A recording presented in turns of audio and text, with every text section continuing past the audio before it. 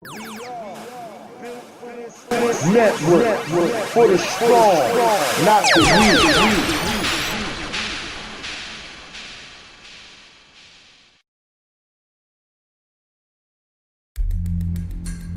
The Harlem Hellfighters was a regiment of New York National Guardsmen in the First World War. They were set up to fail by their own government. They were humiliated, degraded, eventually given to the French army as a throwaway, and they ended up coming home as one of the most decorated units in the entire U.S. Army. The Harlem Hellfighters are one of the most important regiments in American history. In World War I, they helped to establish to the entire world the power of black soldiers in the military. It was very difficult at that time for African Americans to get into the United States military because there was this perception that African Americans would not do well in battle. They had to overcome the prejudice of their own countrymen and yet also perform ably on the battlefield. Like so many units of African American descent, when they go overseas, they're not sure what they're going to do. Are they going to fight as infantry? Or are they going to be stevedores and load ships? Or are they going to be labor units and cut wood? And so they're committed to labor duty, they're unloading ships, building latrines, those type of support services. And as you can imagine, these men have been trained and they're willing to fight, they're ready to fight, and this is stressful for them. They were finally given to the French army, which in a way was an even greater insult because in the First World War, when the United States entered, General Pershing, the commanding officer, was very clear that American forces would not be fed piecemeal into the French and British army because the French and British wanted reinforcements, and Pershing said absolutely not. When Americans join this war, they will fight as an American force under an American flag led by an American general. ... except for the black guys. You can have them.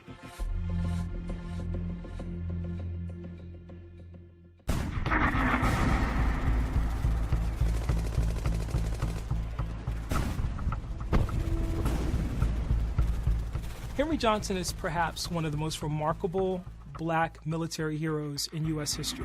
And he found himself in no man's land with Private Needham Roberts manning a listening post. And Needham Roberts hears click, click, click. And he realizes somebody's cutting the wire. It's potentially a German raid. And so Roberts is passing him grenades, and they line up these grenades, and the Germans actually do come across the lines.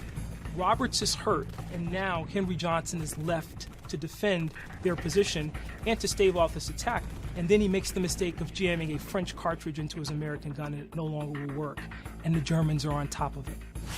He then used his rifle like a club, and then he ended up fighting with a knife against the Kaiser's best and turned them. He's wounded in the fray. He's struck, for example, in the foot, and has a debilitating injury as a result. And he fights them off, he says, for what seemed like an hour. The Germans ran shrieking into the night, all because of one man. It's not until the next morning that people realize what a tremendous act this was. They discover 4 bodies of dead German soldiers. And they also realize from the equipment and other things that are left behind that as many as 30 may have been involved in this altercation. As soon as he drove off those Germans, the French awarded him with the Croix de Guerre, a great honor. Unfortunately, it took about 75 years for the U.S. government to give him the Legion of Merit. Had he been white, he would have walked out of that war with the Medal of Honor.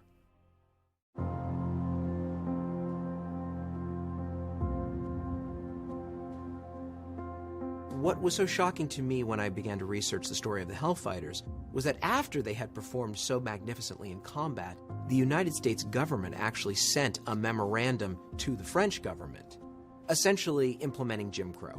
Essentially saying, don't give them some notion that they are equals because we don't want them taking that notion back to the United States and demanding equality.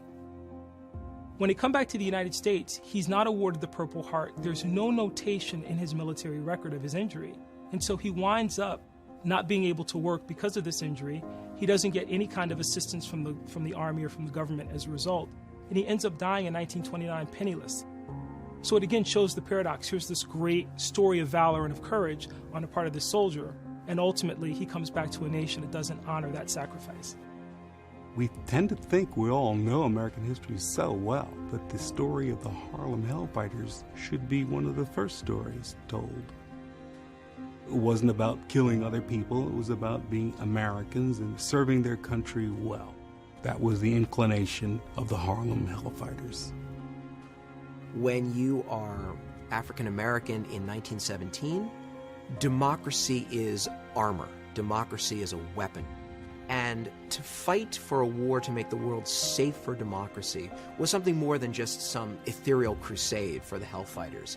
It had concrete results. They were fighting for the rights to be a citizen of the country that they were born in.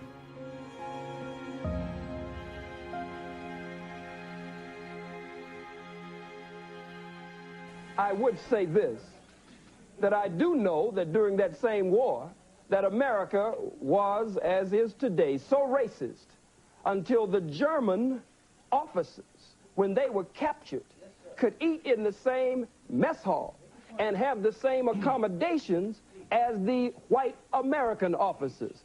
But the black troops were segregated, couldn't come into that mess hall unless they were scrubbing the floors and washing dishes. So it was a white man honoring another white man, though one was American and one was German, and they were supposed to be enemies. There was still a tie that was able to bind the two together. Beautiful. I can't believe exactly what I'm hearing. We went to war in World War II to fight for the freedom of speech. We didn't fight for freedom of speech of hatred. Many of our members, I'm the National Commander of Jewish War Veterans, and over 50,000 of our men died fighting for your right to free speech here now.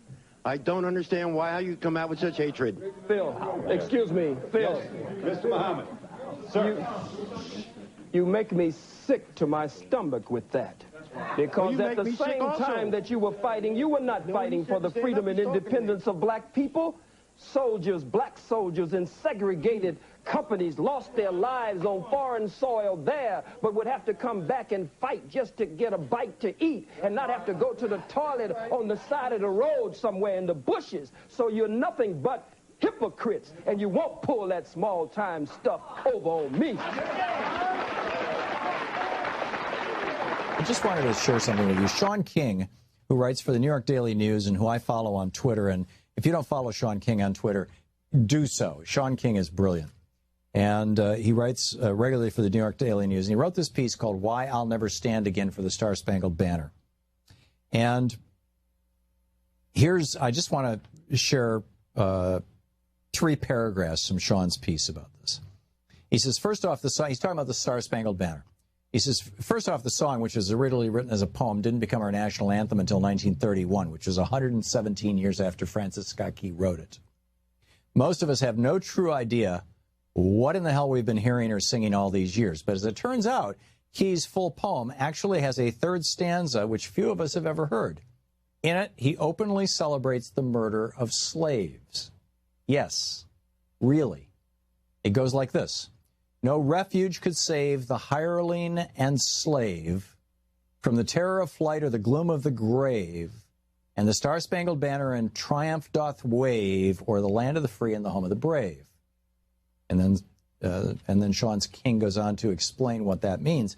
He says, while it's always been known that the song was written during American slavery and that when those words about this nation being the land of the free didn't apply to the millions who had been held in bondage, few of us had any idea that the song itself was rooted in the celebration of slavery and the murder of Africans in America who were being hired by the British military to give them strength, not only in the War of 1812, but in the Battle of Fort McHenry in 1814.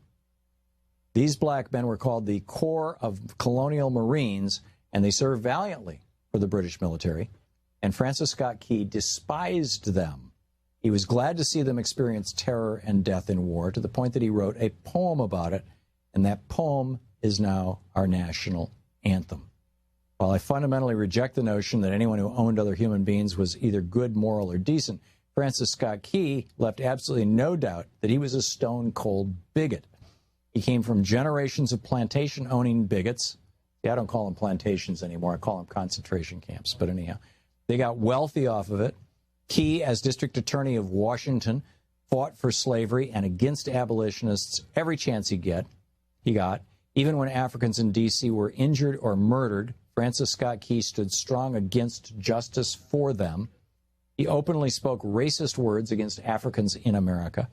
Key said that they were, quote, a distinct and inferior race of people which all experience proves to be the greatest evil that afflicts a community, end quote. This is in the context of Colin Kaepernick's refusal to stand for the Star-Spangled Banner. Shaun King nails it, as Shaun King so often does. And it's just a brilliant piece. Check it out. The British, yeah, well, I don't have time to go into the whole backstory. But anyhow, we'll be back right after the break. You're listening to the Thom Hartmann Program. Call 202.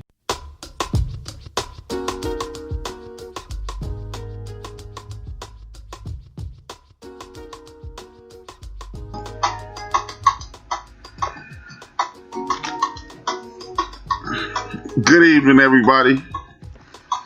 It's your man HRap coming at you live and direct. This is built for this network. This is a show called Build and Destroy. Every 168 hours I appear and I give you information, hopefully to build up the community and destroy the lies and the methodology of we are lazy, we are worthless, we are shiftless. And you continue, as you heard in the precursor, this is propaganda that has been spread throughout the community and the world. So what I plan to do is hopefully tear that down week by week. Hopefully I'll inspire someone to do different. If not, I know I've done my part. It's a race. You have to just run your leg of the race. And if everybody else does a little bit, nobody has to do a lot. With that being said, thank you for tuning in. You know how I start each and every one of my shows. I acknowledge my ancestors. I was taught that if you acknowledge your ancestors when you're publicly speaking, they will send down protections to you as you send up respect and blessings to them. So each show starts off the same way. My family members connected to the Whitmores, the Pollards, the Turners, the Battles, the Cottons, the Harpers, the Baileys, the Crisp, the Lansdowns, the Liggins, the Duncans, and you know me and my father, my mother, my sister, my brother. We're the Williams clan. We're in the building.